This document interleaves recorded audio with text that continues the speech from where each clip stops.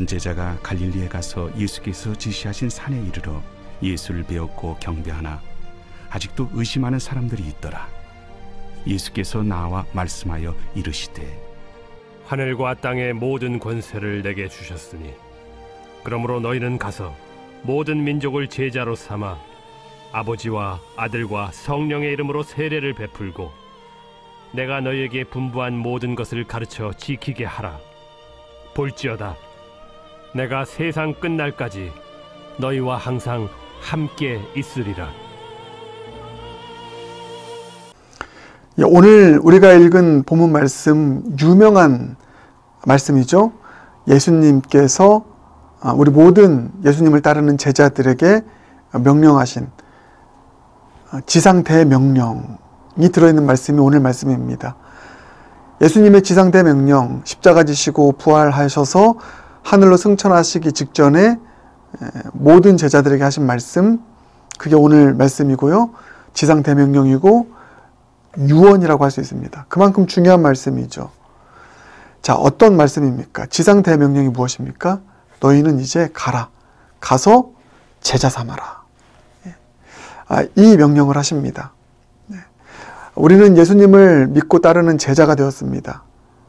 우리에게 주신 명령이 뭐라고요? 제자 삼는 제자가 되어라. 그 명령을 하신 것입니다. 나만 주님을 따르는 제자가 아니라 다른 사람들도 주님을 따르게 하는 제자를 삼는 제자가 되는 것, 그 명령을 하신 것이죠. 여러분, 제가 다시 한번 정리하겠습니다. 우리를 향한 두 가지 부르심이 있습니다. 먼저 첫 번째 부르심은 오라의 부르심입니다. 누구든지 목마른 자는 나에게 오라, 와 보라. 요한복음을 보면 1장을 보면 와 보라로 시작합니다. 그리고 사복음서의 마지막은 가라로 끝납니다. 와 보라, 오라의 부르심. 누구든지 목마르면, 누구든지 갈급한 자들, 수고하고 무거운 짐진 자들 다 와라. 교회로 와라. 주님 품으로 와라. 오면 채워주신다. 구원을 주신다. 이 오라의 부르심이 바로 우리를 구원으로 부르신 소명이라고 할 수 있죠. 이 오라의 부르심이 있습니다. 또 하나가 있죠. 가라의 부르심입니다. 오라의 부르심이 소명이라면 가라의 부르심은 사명인 것이죠. 와서 은혜 받았다면 이제 가라. 가서 복음을 전하라. 가서 제자 삼아라. 이 가라의 부르심도 있는데 그게 바로 오늘 우리가 읽은 지상대명령의 말씀이 바로 가라의 부르심인 것입니다. 여러분, 이렇게 오늘 여러분께 말씀드리고 싶습니다. 아직도 주님께 나오지 못한 영혼들이 있습니까? 분명 수가성 여행 같은 아픔이 있고 어려움이 있는데 아직도 오지 못한, 주님께 나오지 못한 영혼들이 있다면 이 오라의 부르심에 반응하여 나오시길 바라겠습니다. 주님 품으로, 말씀으로, 또 교회로 나오시길 바라겠습니다. 아직 오라의 부르심에 반응하지 못한 영혼들이 있다면 그 영혼들 위해서 기도하시길 바라겠습니다. 주님, 이 오라의 부르심에 반응하게 하여 주시옵소서. 그리고 오라의 부르심에 반응하여 나와서 체험받았다면 이제 어떻게 해야 되겠습니까? 가라. 가라의 부르심, 가라의 사명, 그 사명을 붙들고 살아가는 삶이 되는 것이 중요한 것이죠. 우리의 신앙생활이 반쪽짜리 신앙생활 되지 않길 바랍니다. 오라의 부르심에만 우리가 참여하고 가라의 부르심에는 참여하지 않는 것이 반쪽짜리 신앙일진데 여러분 어떻습니까? 가라의 부르심은 예수님의 유언입니다. 지상대명령입니다. 가장 중요한 명령입니다. 그래서 와서 은혜 받았다면, 은혜 받고 있다면 이제 가라의 부르심까지 순종할 수 있는 저 여러분 모두가 되길 바라겠습니다. 그 가라의 부르심에 순종하여서 전도자로 또 섬기미로 구역장 또 사역하는 섬기미들로 부르심을 받았다면 이 가라의 부르심, 주님 제가 잘 감당할 수 있는 그런 앞으로의 삶이 되게 하여 주시옵소서. 이렇게 기도할 수 있는 저와 여러분 모두가 되길 주님의 이름으로 축복합니다. 여러분 오늘 이 본문 말씀 어떻습니까? 이제 가서 제자 삼으라. 어떤 분들에게는 이게 부담스러운 명령으로 들립니다. 그래서 내가 주님께 와서 은혜 받는 것 이것은 할 수 있겠는데 제발 가라고는 하지 마세요. 가서 제자 삼는 사명 감당하는 것 너무 힘듭니다. 이렇게 여겨서 아직도 그 부르심에, 가라의 부르심에 순종하지 못하는 분들이 있습니다. 왜냐하면 너무 부담되니까요. 가서 제자 삼으라는 것 얼마나 부담되는 명령입니까? 자, 그래서 오늘 제 말씀이 참 필요한데, 오늘 메시지가 필요한데요. 오늘 이 말씀이 많은 분들에게는 부담스러운 명령으로 들릴 것입니다. 그런데 관점을 달리하자는 것입니다. 오늘 관점을 달리해서 이 말씀을 함께 묵상하기 원하고, 그래서 오늘 메시지를 준비했습니다.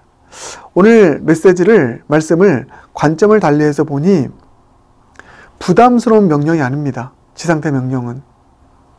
부담스러운 명령이 아니라 우리에게 특권이다. 순종해서 가서 제자 삼는 삶을 살아가는 것은 특권이다. 이 관점으로 오늘 이 말씀을 묵상하고 또 대할 수 있는 저 여러분 모두가 되길 바랍니다. 어떤 특권이냐? 오늘 본문을 보니까 저는 3가지 특권을 발견했거든요. 먼저 첫 번째는 가서 제자 삼는 인생 가운데 주님께서는 주님의 권세를 주신다는 것입니다. 예수 권세, 내 권세가 되는 삶을 살아가도록 주님께서는 권세를 부어주신다. 누구에게요? 가서 제자 삼는 사람들에게. 자, 그게 여러분 18절을 보면 이렇게 나와 있죠. 예수께서 나와 말씀하여 이르시되 하늘과 땅의 모든 권세를 내게 주셨으니, 주님께 있는 그 권세를 내가 이제 가서 제자 삼는 너희에게 줄 것이다. 내 권세가 너희의 권세가 될 것이다. 이 권세는 이렇게 준비되어 있어요. 어떤 권세라고요? 하늘과 땅의 권세, 모든 권세, 예수 권세. 그 권세를 주님께서는 주시기로 작정하셨습니다. 누구에게요? 가서 제자 삼는, 부르심에 순종하는 사람들에게. 여러분, 그런 차원에서 가서 제자 삼는, 가라의 부르심에 순종하며 나아가는 그 인생이 얼마나 큰 특권을 가지고 살아가는 인생인지 모릅니다. 저도 마찬가지입니다. 가라의 부르심에 순종하여서 목회의 길을 걸어가고 주님의 일들을 감당할 때 주시는 권세가 있습니다. 저요, 제 능력, 제 권세로 일하지 않습니다. 설교하는 것부터 해서요, 기도하는 것, 신방하는 것, 사역하는 것, 제 능력 아닙니다.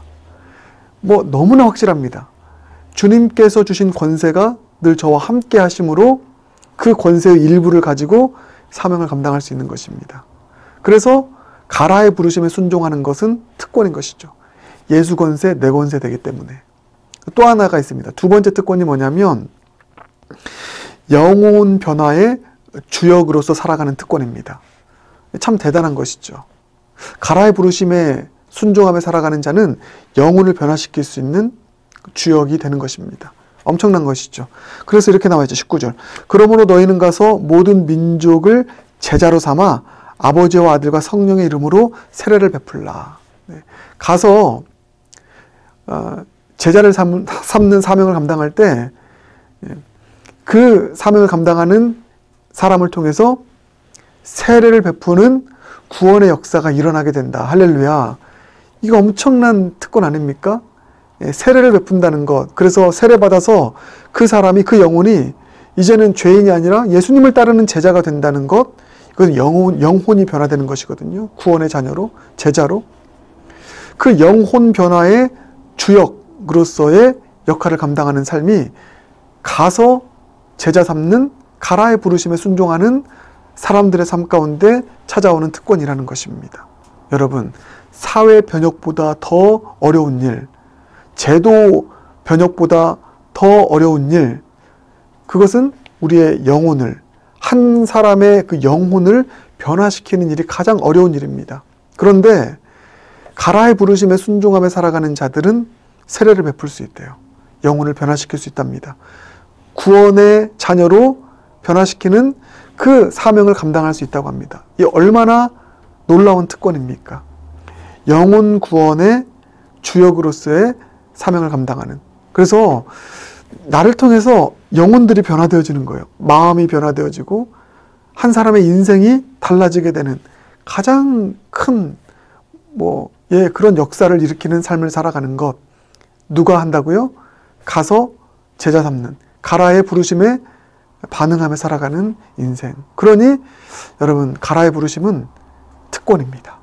특권입니다. 마지막 세 번째는 열방을 품는 월드 크리스찬으로서의 삶을 살아간다는 것이죠. 자, 그게 이렇게 나와 있습니다. 19절 계속 보면 너희는 가서 모든 민족으로 제자를 삼으라 라고 나와 있잖아요. 나 한 영혼만 건사하는 인생이 아니라 이 지경을 넘어서 땅끝까지 이르러, 사도행전 1장 8절을 보면 땅끝까지 이르러 복음의 영향력을 행사할 수 있는 월드 크리스천에 대한 이야기를 하고 있는 것입니다. 그래서 한낱 갈릴리의 그 호수의 어부로 남아있던 그 제자들이 부르심에, 가라의 부르심에 반응하는 삶을 살아갔을 때 열방을 품는 월드 크리스찬으로서의 그런 사명을 감당하는 아주 다이나믹하고 스펙타클한 그런 인생이 되었던 것입니다. 열방을 품는 월드 크리스찬. 그런 주님의 그릇으로 쓰임받는 인생을 살아간다면 얼마나 큰 특권입니까?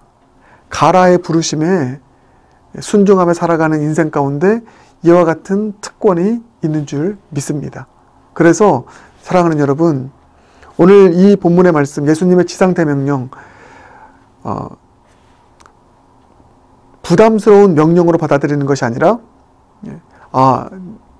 부르심에 순종하며 살아가는 이 삶 가운데 주시는 이 특권, 특권이 얼마나 큰가 마음 가운데 깊이 품고 이제 우리의 신앙생활이 오라의 부르심 플러스 가라의 부르심까지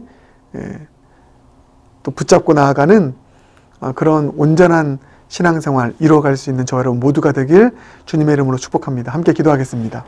사랑의 주님, 감사합니다.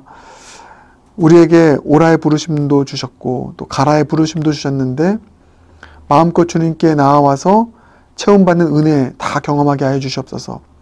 더 나아가서 이제 은혜 받았으니 가라의 부르심에 순종하여 또 사명 감당할 수 있는 삶을 살게 하여 주시옵소서. 이 가라의 부르심에 순종하는 삶이 부담스러운 명령이 아니라 놀라운 특권임을 오늘 깨닫게 하신 주님 감사합니다. 이 특권 부여잡고 예수 권세, 내 권세 되어 살아가는 특권, 영혼을 변화시킬 수 있는 주역으로 살아가는 특권, 나 한 사람 건사하는 인생이 아니라 열방을 품는 월드 크리스찬으로 살아가는 그릇 되어지는 특권, 이 특권, 가라의 부르심을 가지고 살아가는 자들에게 주신 특권이니 가라의 부르심에 온전히 순종하여 이 특권 다 누리며 살아갈 수 있는 복된 인생들 우리 영락교회 모든 성도님들 되게 하여 주시옵소서. 예수님 존귀하신 이름으로 기도드립니다. 아멘.